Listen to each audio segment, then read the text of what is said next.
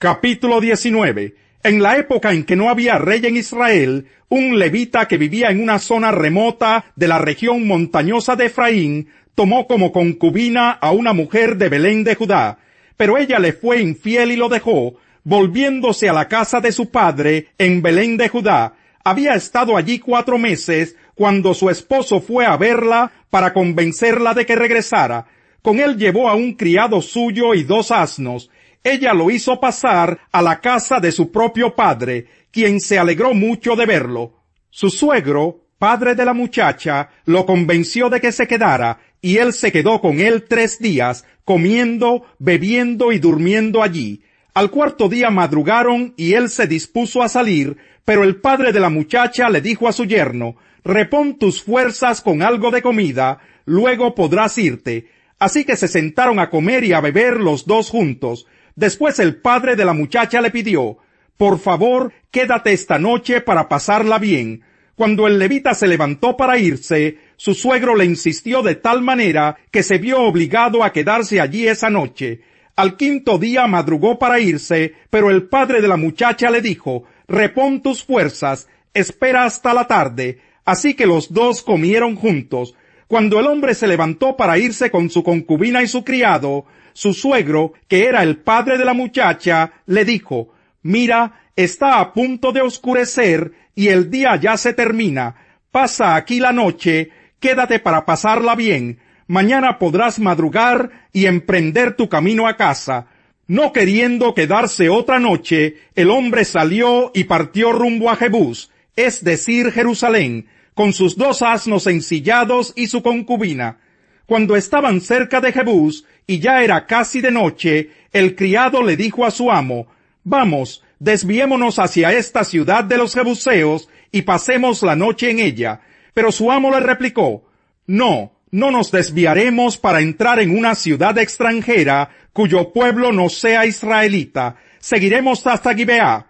Luego añadió: «Ven, tratemos de acercarnos a Gibeá o Ramá y pasemos la noche en uno de esos lugares». Así que siguieron de largo, y al ponerse el sol estaban frente a Gibeá de Benjamín.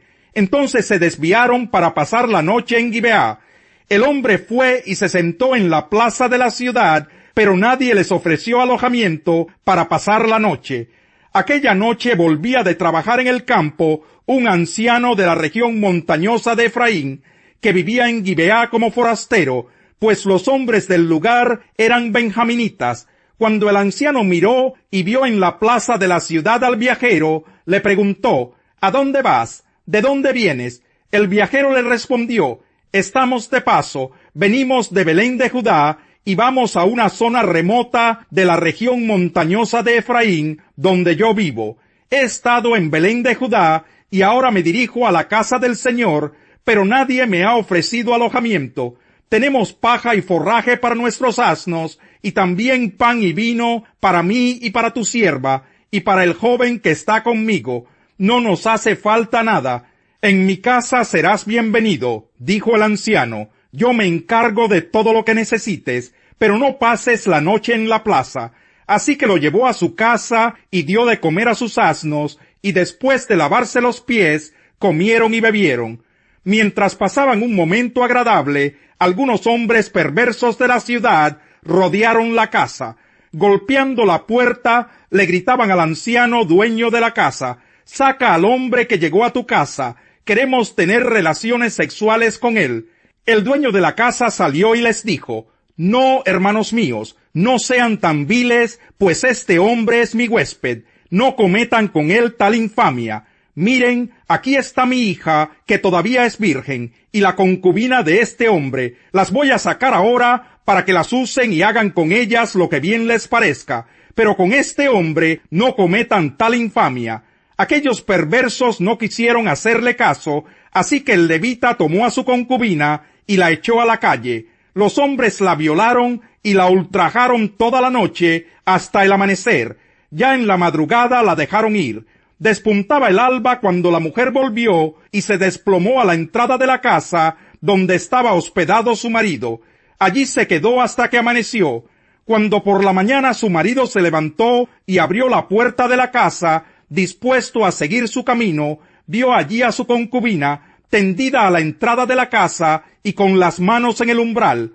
«Levántate, vámonos», le dijo, pero no obtuvo respuesta. Entonces el hombre la puso sobre su asno y partió hacia su casa.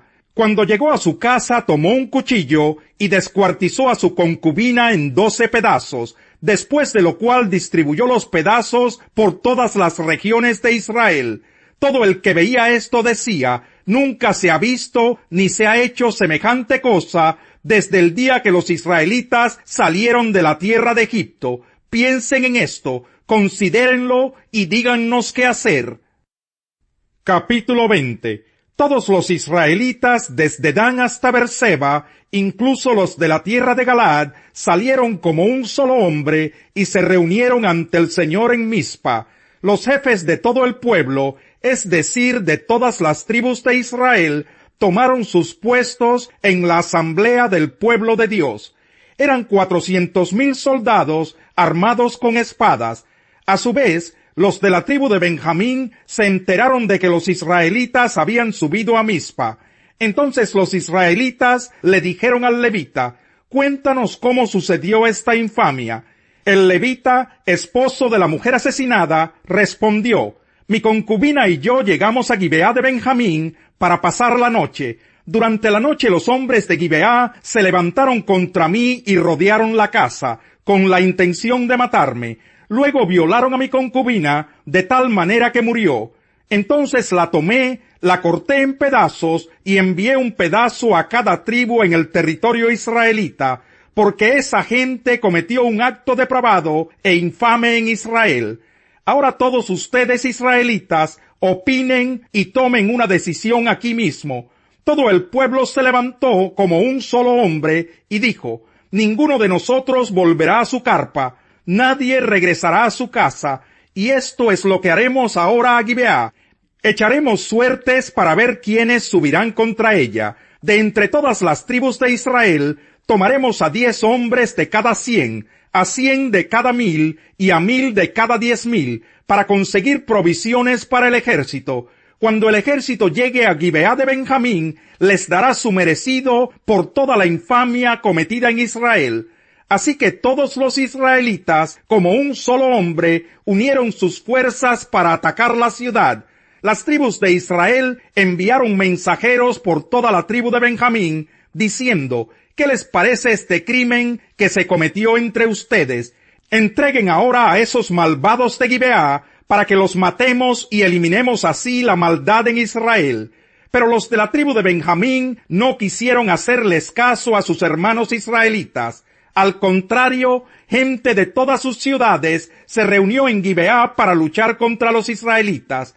En aquel día los de Benjamín movilizaron de entre sus ciudades 26,000 soldados armados de espada, además de 700 hombres escogidos de los que vivían en Gibeá.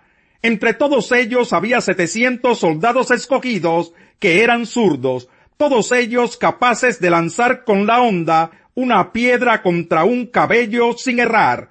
Israel, sin contar a Benjamín, movilizó a 400,000 soldados armados de espada, todos ellos expertos guerreros. Los israelitas subieron a Betel y consultaron a Dios. Le preguntaron: «¿Cuál de nosotros será el primero en combatir a los de la tribu de Benjamín?» El Señor respondió: «Judá será el primero». Los israelitas se levantaron temprano y acamparon frente a Gibeá. Salieron a luchar contra los de Benjamín y frente a Gibeá se dispusieron contra ellos en orden de batalla. Pero los de Benjamín salieron de Gibeá y abatieron aquel día a 22,000 israelitas en el campo de batalla.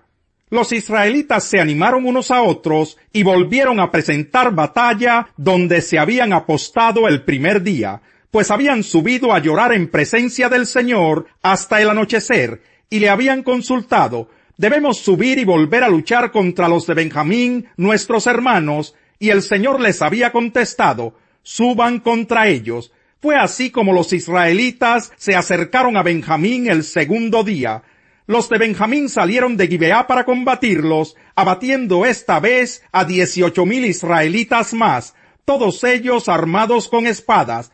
Entonces los israelitas con todo el pueblo subieron a Betel, y allí se sentaron y lloraron en presencia del Señor. Ayunaron aquel día hasta el anochecer, y presentaron al Señor holocaustos y sacrificios de comunión. Después consultaron al Señor, pues en aquel tiempo estaba allí el arca del pacto de Dios, y Finés, hijo de Eleazar y nieto de Aarón, ministraba delante de ella. Preguntaron: ¿debemos subir y volver a luchar contra los de Benjamín, nuestros hermanos, o nos retiramos? El Señor respondió: suban, porque mañana los entregaré en sus manos. Israel tendió una emboscada alrededor de Gibeá. Al tercer día subieron contra los de Benjamín, y se pusieron en orden de batalla contra Gibeá, como lo habían hecho antes. Los de Benjamín salieron a su encuentro, y se vieron obligados a alejarse de la ciudad. Comenzaron a causar bajas entre los israelitas, como en las ocasiones anteriores, y alcanzaron a matar a unos 30 hombres en el campo abierto y por el camino que lleva a Betel, y también por el que lleva a Gibeá. Los benjaminitas decían: los estamos derrotando como antes, pero los israelitas decían: huyamos para que se alejen de la ciudad hasta los caminos. De pronto, los israelitas cambiaron de táctica y presentaron batalla en Baal Tamar, y los israelitas que estaban emboscados salieron a atacar al oeste de Gibeá. 10,000 de los mejores guerreros de Israel lanzaron un ataque frontal contra Gibeá, y fue tan intenso el combate que los benjaminitas no se dieron cuenta de que la calamidad se les venía encima.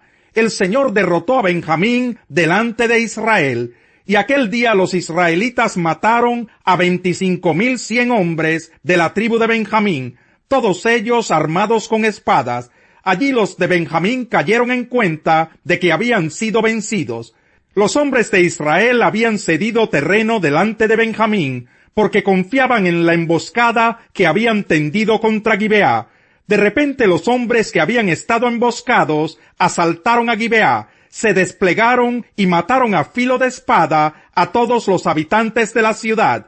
Los israelitas habían acordado con los que estaban emboscados que cuando éstos levantaran una gran nube de humo desde la ciudad, los hombres de Israel volverían a la batalla.